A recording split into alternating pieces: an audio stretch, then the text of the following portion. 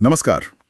आज हम बात कर रहे हैं धम्मवीर भारती के एक बहुत ही मशहूर कालजयी हिंदी उपन्यास गुनाहों का देवता के बारे में। जी 1949 में छपा था ये। जी लेकिन आज भी देखिए इसकी गूंज सुनाई देती है। बिल्कुल।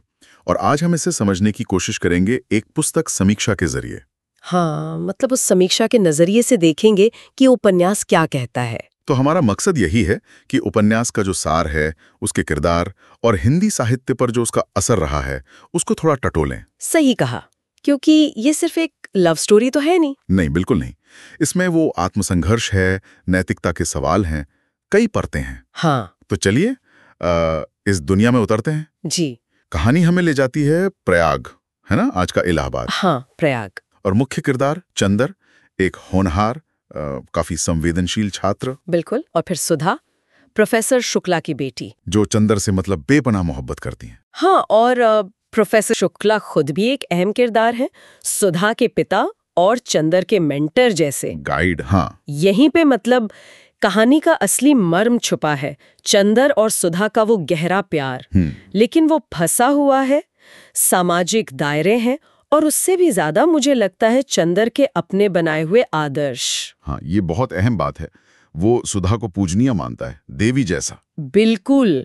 और इसी वजह से वो अपने प्यार को मतलब पवित्र रखना चाहता है, त्याग वाला समझता है। और इसलिए अपनाने से झिझकता है। हाँ, खुद को रोकता है, उसे लगता है ये स्वार्थ हो जाएगा शायद। और यही कश्मकश है जो कहानी को आगे बढ़ाती है ना? हाँ, यही अंदरूनी टाना पोड़ेन जैसा आपने कहा।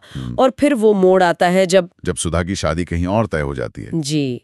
और चंदर वो जैसे टूट सा जाता है, एक गहरी ग्लानि में डूब जाता है। वो एक ऐसा पॉइंट है जो पढ़ने वाले को हिला देता है। मतलब यहाँ से कहानी बहुत पेचीदा हो जाती है। बिल्कुल। और ये जो समीक्षा है ना जिसकी हम बात कर रहे हैं, वो इसी बिंदु पर कुछ खास पहलुओं पर जोर देती है। अच्छा, जैसे? एक तो है वो आदर्शवाद और यथार्थवाद के बीच का टकराव। हाँ, वो तो चंदर के किरदार में साफ झलकता है। बिल्कुल। दूसरा, इंसानी भावनाएं, मतलब प्यार, दर्द, समर्पण, उनका बहुत बारीक चित्रण है। तीसरा, और ये शायद सबसे अहम है, प्यार को त्याग के सबसे ऊंचे मकाम पर रखना। हाँ, बलिदानी जैसे प्रेम का अंतिम सत्य हो। कुछ वैसा ही।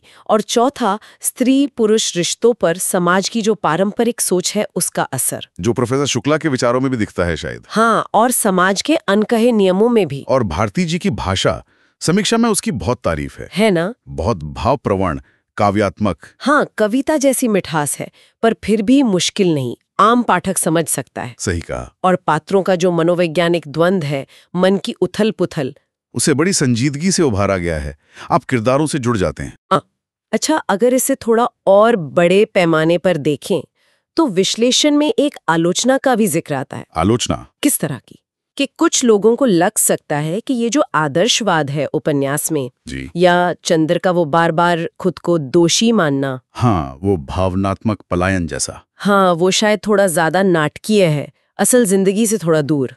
ये पॉइंट तो है। लेकिन दिलचस्प बात यह है कि शायद यही चीजें इसे इतना खास, इतना यादगार भी बनाती हैं। मतलब ये दिखाती हैं कि जब आदर्शवाद हकीकत से टकराता है तो क्या होता है। बिल्कुल, हद से ज्यादा आदर्शवाद का यथार्थ से टकराव। तो कुल रहा के इस समीक्षा का निचोड़ क्या निकला? समीक्षा का सार यही है कि गुनाहों का देवता एक ऐसी प्रेम कहानी है जो अधूरी होकर भी पूरी लगती है।